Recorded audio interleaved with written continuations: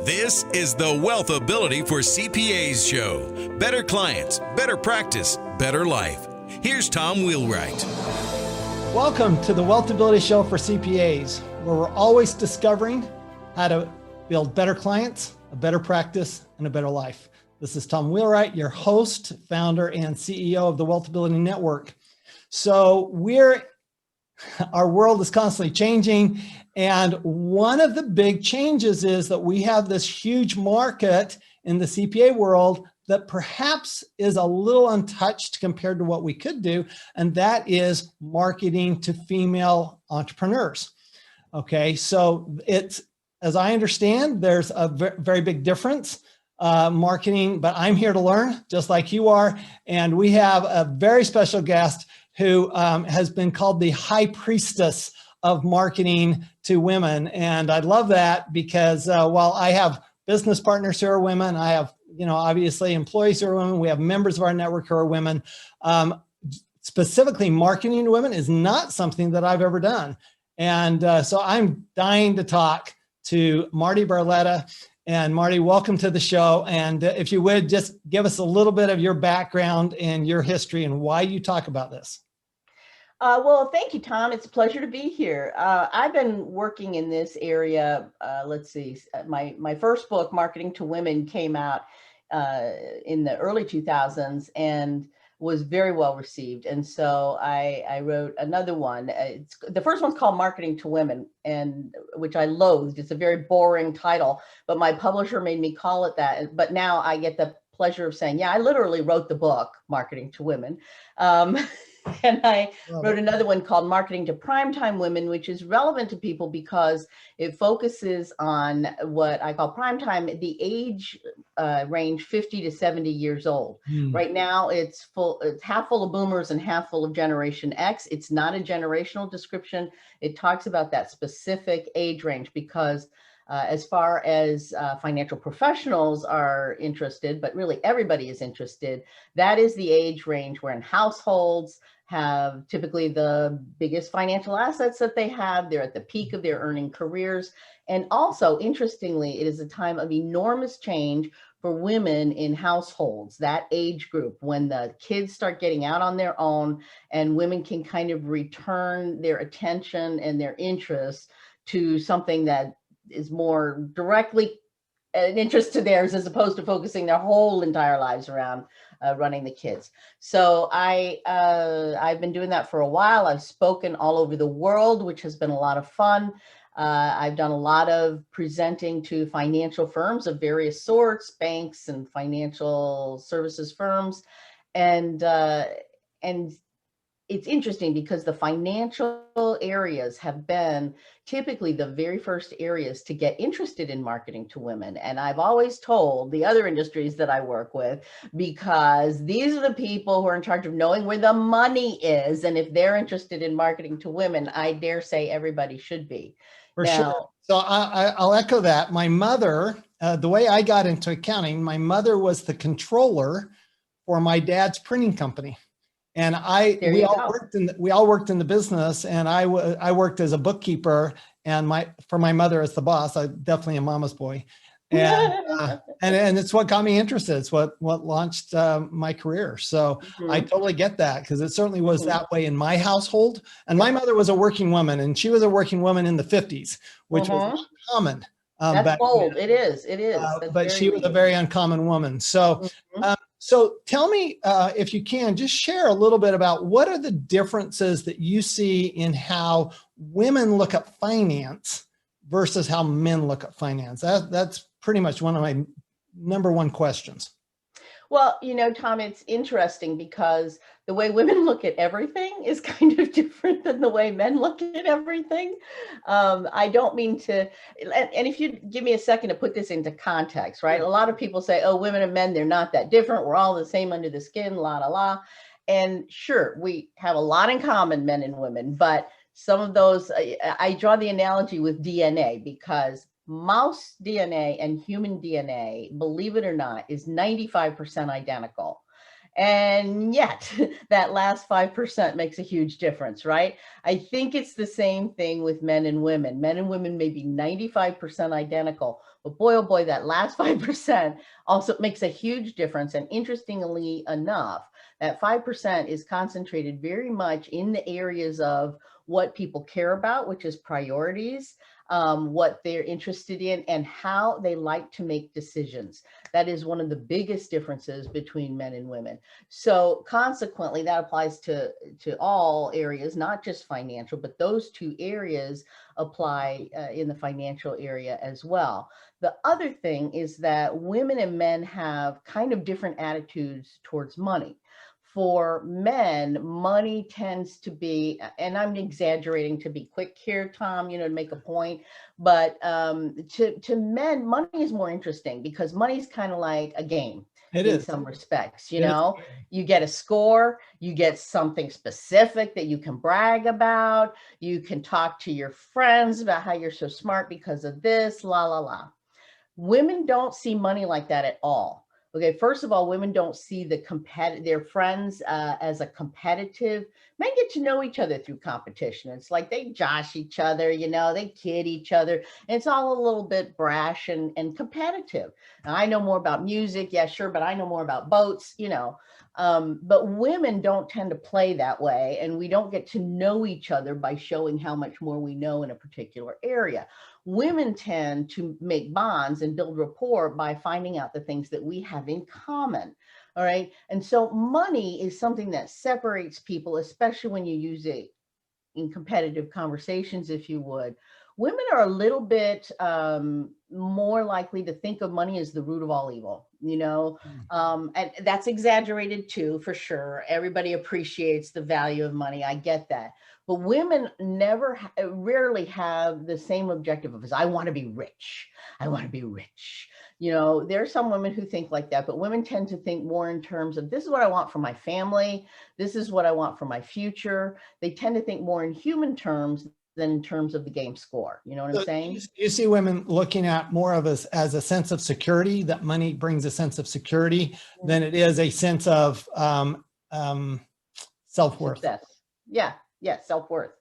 Absolutely. That's a really good way to put it. And that is true also, that women tend to be, security is valued much more highly amongst women than men. Men value independence and freedom, so do women, but security is much higher on women's list than it is for men. Got it. That would make a big difference, of course. So let's talk. So let's drill down just one little bit here on type of finance. My specialty is taxes, and a lot of our listeners are tax professionals. So how do women look at taxes? Both what they're paying, what they, whether they should pay more, whether they should pay less. What's that conversation like with women? Well, I imagine there's some elements of it the same as men. Women look at taxes as a necessary evil. And it's a chore. It's something that we have to do, but we don't want to do it. And fine, if I can push it off to somebody else, that would be basically awesome. Just like men. Yeah. Okay. The interesting thing, though, is in this new world that's evolving, where CPAs on the one side and financial advisors or investment advisors on the other side are both converging towards what clients have wanted for a long time, which is comprehensive financial planning. Yep. And this is right up women's alley. In fact, Tom, I predict that because of this trend, women will get more and more engaged in financial planning. They'll be more and more interested in it than they have been in the past. I know that for financial advisors, one of the big challenges very often for household accountant, for CPAs working with a household, is that it's hard to get the woman involved.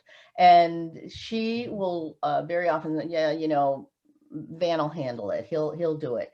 And the reason for that, I'm convinced, is because for men, investing from the financial advisor side and saving, or doing something smart with taxes, as we said, is a game.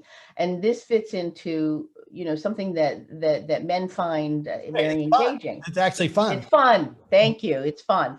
And so that's why I was hesitating to say it, because you said that men see it as a chore. Well, yes, they do in some respects, but in some respects, you can win at this chore. Okay. This is a game you can win at for sure. This is a game I mean, I look at taxes that way. Taxes is a game. Mm-hmm. And that's what I like about it. It's a extraordinarily complex game, and you can win. And I can win not just for me, right. but I can win for the client. So it's Right. a huge win, right? It is.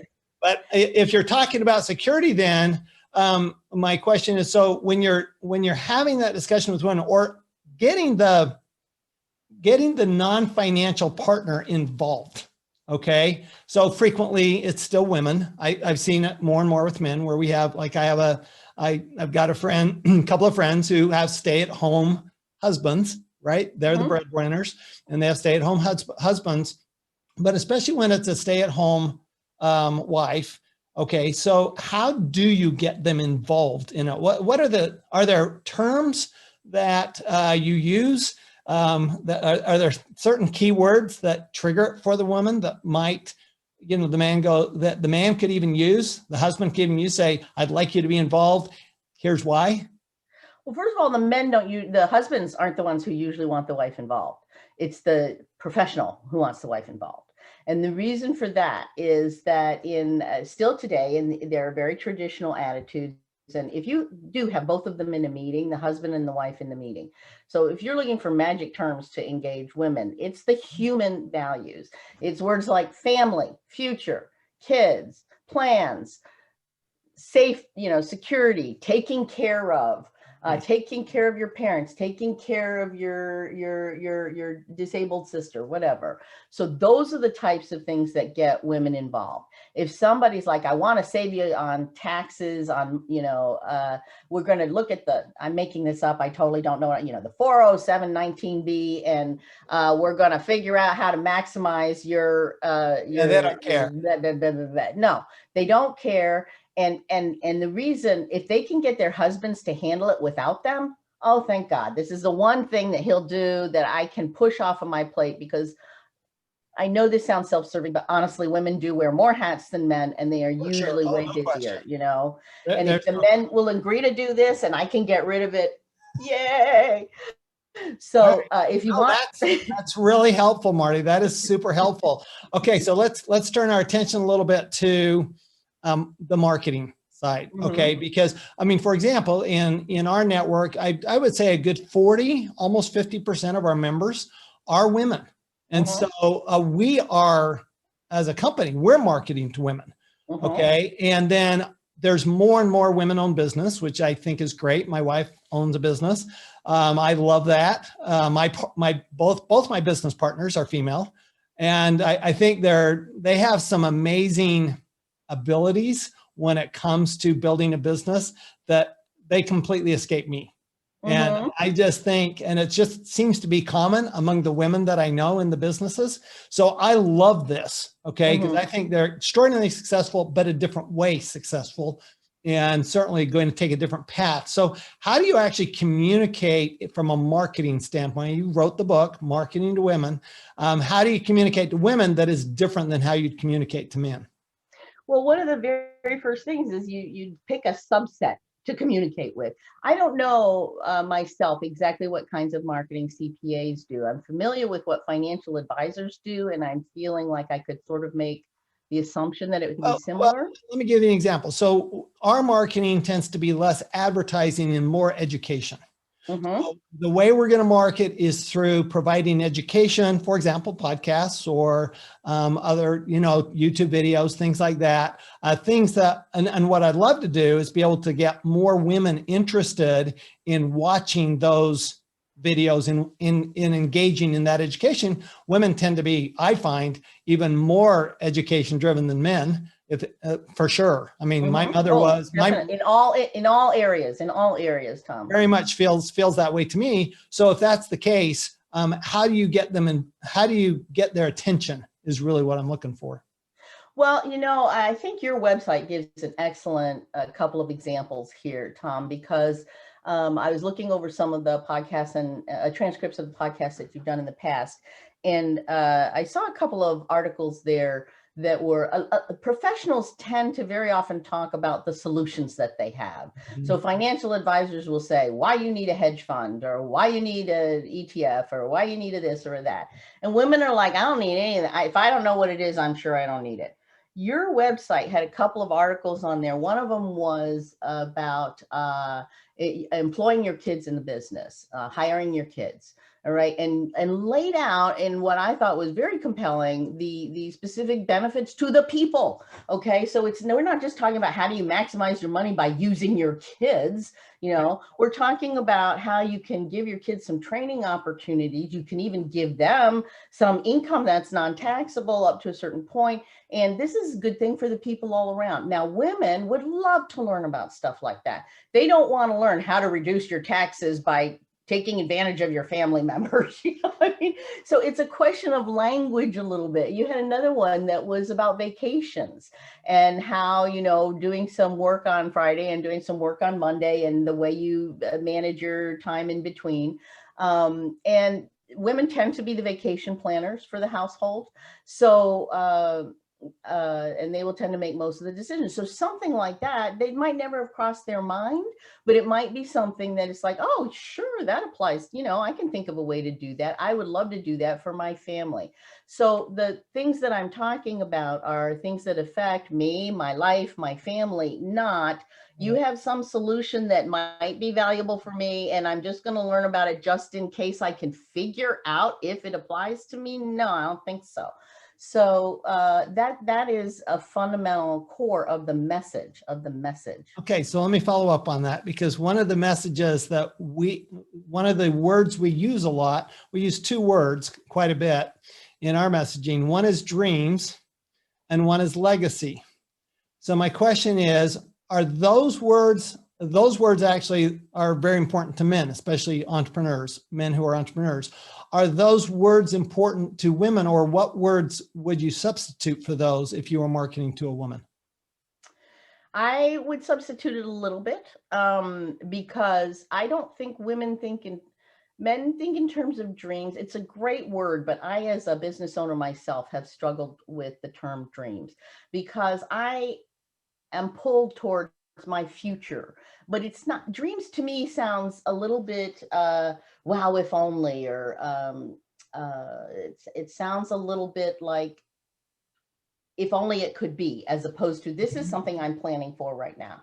So I would talk more in terms of the future of yourself and your family and your parents and your kids, the future of your whole extended family. Similarly with legacy. Legacy is an ego-driven term, honestly. It is. It absolutely is. And women in general, it is. And women actually are far more involved. And let's talk about high net worth women, for example, or even just mass affluent. Women are far more involved in philanthropy or donating to causes and volunteering, frankly, but I know we're talking about donating here. So for example, something like, I want to say 68% of JP Morgan's philanthropy clients these days are women. And why is that? This is not hard to figure out. Generally, women marry men who are who are older than they are, and men have shorter lifespans. So guess who ends up with all the money? Women. In fact, the Federal Reserve my experience is they end up with all the money while we're living as well. So. Well, this is true. A lot of people don't realize that, Tom, because they're focusing on who earns the money when you really should focus on who spends the money. Exactly. And women almost always, make 80% of the spending decisions in the US, and 2/3 of our economy is based on consumer spending. So, women drive the economy. That is it over now. But now what's changing is that so many baby boomer women have gotten involved in working, have earned their own income. This is a real huge change versus all the women in previous history. And so women are earning their own money. And so by the time she becomes a widow, I realize this is a little extreme, but all of the money from that she's earned, that her husband earned and left to her, that his parents left to him and her parents left to her, that's all in her control now. Right. All right. And so they generally tend to think much more about supporting causes. So they don't think of it in terms of legacy. Men like to have buildings named after them on the college campuses or whatever. Right. Men like to have a bench named after them in the village green or whatever. But for women, it's more about helping the needy as it is for establishing my my impact. And so it's what's the new kind of ESG, what's that social governance ecology? It's not ecology, so it's socially responsible investing, but there's a new acronym for it now. It's ESG and I keep forgetting what it is. But socially responsible investing, as you may or may not know, is grown enormously this year during the pandemic. And people are getting more and more interested in it, climate change, et cetera. These are causes that are near to women's hearts. And very often you will find that entrepreneurs, there's a term that one of my clients used when they were developing an education series, and it was called Beyond Success to Significance. And this really resonated with women. And it wasn't because once you have success, and women think of success more in terms of enough money as opposed to as much money as possible. Men think as much money as possible. Women are like, I can have anything I want right now and I don't need 2 yachts, you know? So I have enough money. And now I want to turn to really making a difference in people's lives. So instead of it being legacy, it's more about helping. So that's interesting. One of the exercises that I do when I teach, I always do an exercise on dreams right at the beginning. And it's really interesting to get people's responses because, as I'm thinking about it now, the responses of the men are quite different from the responses of the women. The men tend to focus on, because I have them think about where they are and who they're with and what they're doing. And you can kind of imagine what they're thinking about, the big house on the lake or, the boat, the cars, that kind of stuff. And the women, so my favorite one was one of the women wanted to start a charity to save the bats. Okay. She says very important. Very important. They're very important to the environment. Like bees. Mm-hmm. Like bees, right? Mm-hmm. Second only to bees, as according to her, when it comes to pollination. And then they tend to focus a lot on their family. Okay, having their family together. I just did this a couple of weeks ago, and one of the responses was, "Well, we have an old family homestead off, on an island, and I'd like to go in and restore it, and then bring all my family there, and it exclude, like you said, all the extended family." So I love that the whole idea that we're really talking about significance, charity, family. Things that we all actually, even men know are really more important. It's just that men don't focus on them as much as they don't focus on them, and they don't feel as comfortable talking about them usually to men they don't know very well, because men are more comfortable with impersonal conversation. You look like you're recognizing all of this. I totally get it. Right. So women will start talking about personal stuff with other women, and sometimes to men's dismay, to men too. Exactly. But women will talk about personal stuff very quickly. Men are more wary about revealing personal stuff because maybe they're not ahead of the other guy. And men have a more hierarchical view of the world, and they need to know a little bit more where they stand before they reveal anything. But women will reveal it. And the other thing that you touched on was the extended family, because men tend to think in terms of family, but it's my immediate nuclear family, right? But when you're talking more and more, especially boomers who are in the high income, high earner and the high wealth stage of their lives, then more of those boomer families are taking care of parents. So, one of the things that's crazy about the financial advice industry is they're like, oh, millennials are inheriting from their boomer parents. I'm like, have you met any boomers lately? Because boomers are in their 60s and 70s and they ain't dying. It's the boomers who are inheriting from our silent generation parents. Pay attention, because you're hitting up the wrong people with the wrong message here. So when you're taking care of parents, typically men give money, women give time, and think about it. And when if financial people like CPAs are proactive in asking questions of women, okay, well, this is great for your household. Now, while we're here, and let me come back to while we're here in a minute, but while we're here, is there anything that that's on your horizon in terms of financial issues for your parents, taking care of your parents? She will be the one who figures things out for her parents and his parents. All right.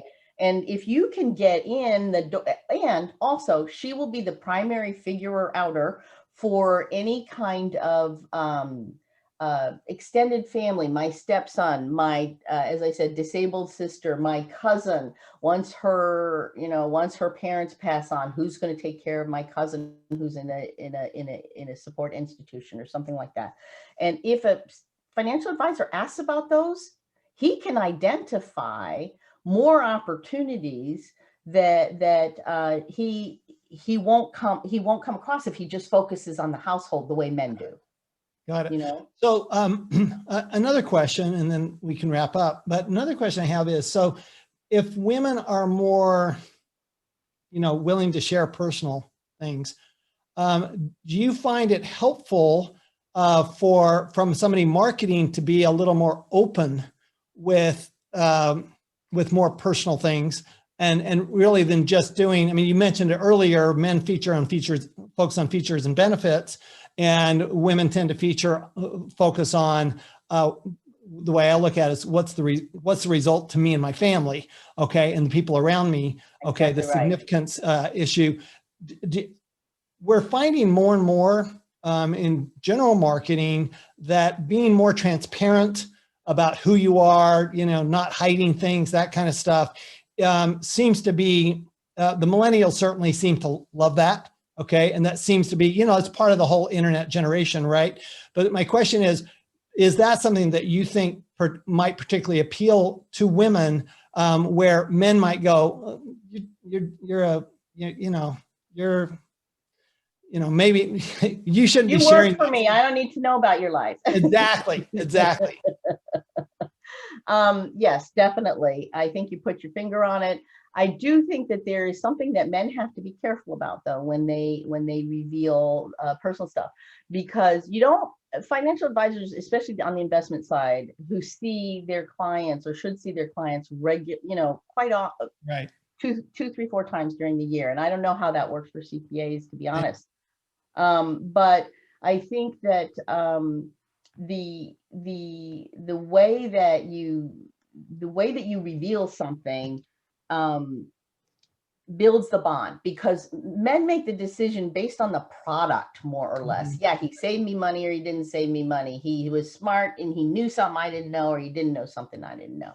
Women care about that stuff, but first they care about, everybody cares about trust, Tom, but there's a difference between, but women, if I don't like the guy, if I don't like the woman, if I don't like the person I'm dealing with, we saw that in the recent election, didn't we? Oh yeah. That came out.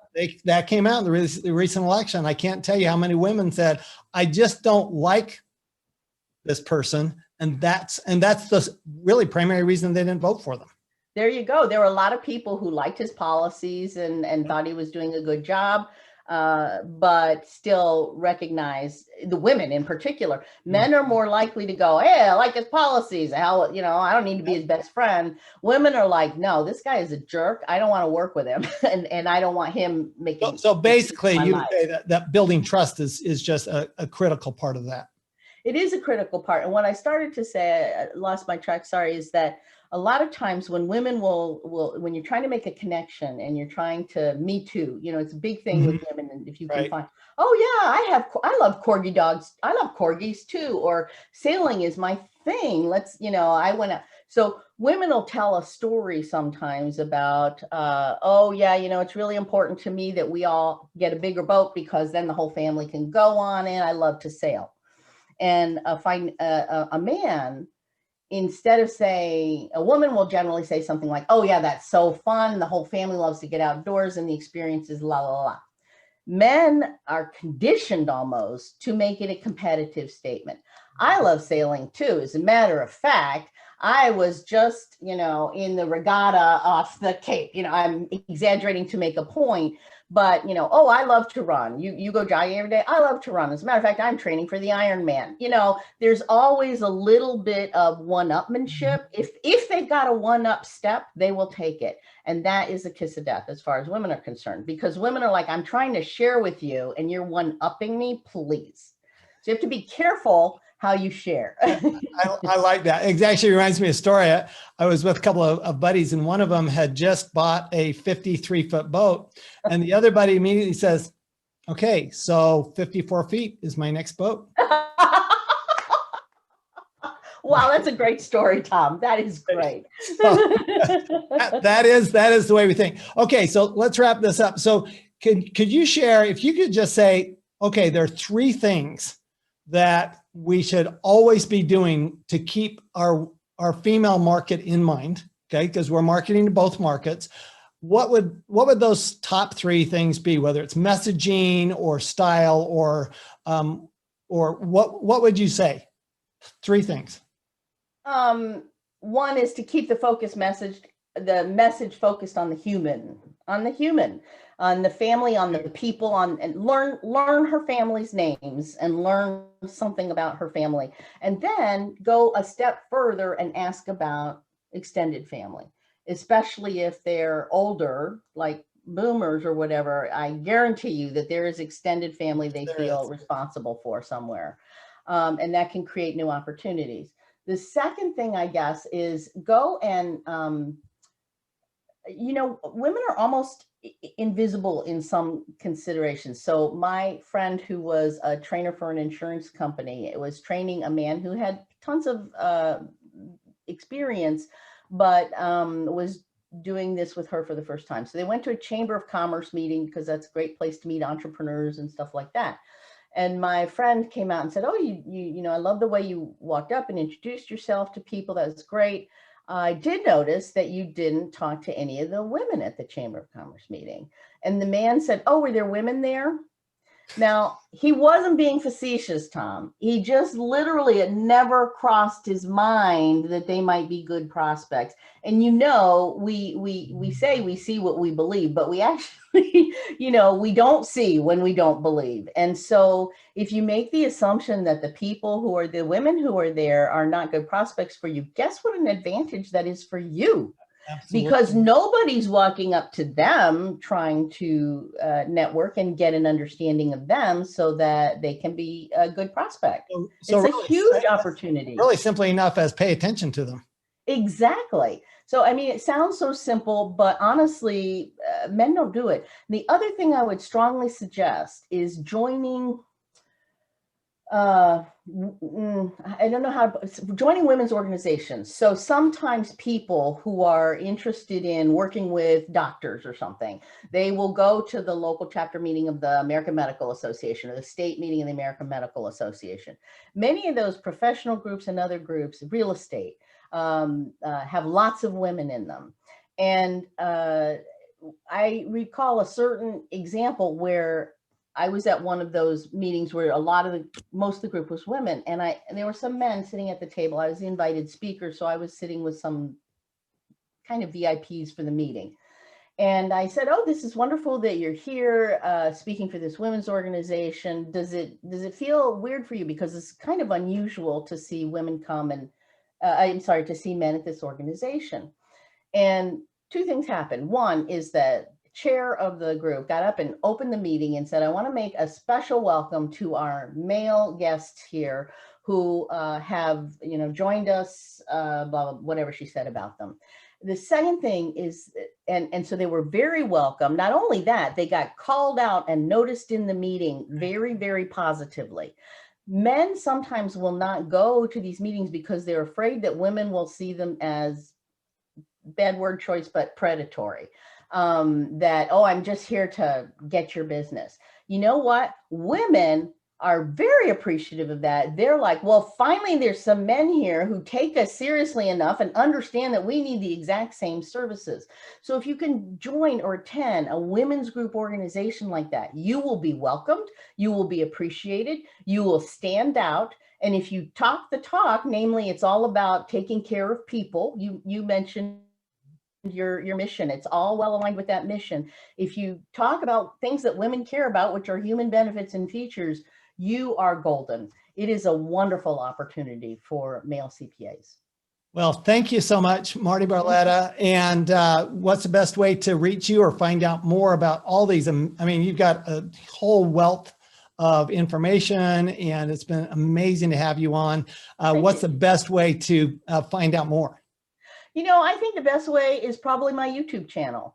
I have 50, 60 something videos, short videos on there, similar 1 to 5 minute videos, kind of stuff like that, and talk about specific individual principles. And they're very easy. There's nothing hard or scary or walking on eggshells about working with women. I think men are worried that, I'm going to say the wrong thing. And these days there's such hypersensitivity sometimes. No, as long as you don't call her honey or dear, and talk to her about human benefits, and say that you're really interested in learning more about women entrepreneurs because there's such a great opportunity. If you say that, boom, they get it. You've got the right attitude, and right there you have an advantage because she's thinking, I like this guy. That's awesome. Thank you, Marti Barletta. My pleasure. And remember, everyone, that when you actually pay attention in your marketing and you actually focus on knowing that there's not just men out there are women out there, and they actually are, it's a fastest growing, as I understand, the fastest growing segment of the market. And on top of that, they're accounting for 80% of the spending anyway. Why wouldn't you do that? Because when you do that, you're always going to end up with way better clients, way better practice, and let's face it, a way better life. Thanks, and we'll see you next time. Thanks, Marti. Thanks so much, Tom. This was truly a pleasure. Enjoyed talking with you. You've been listening to the WealthAbility for CPAs show. Better clients, better practice, better life. To learn more, go to WealthAbility.com.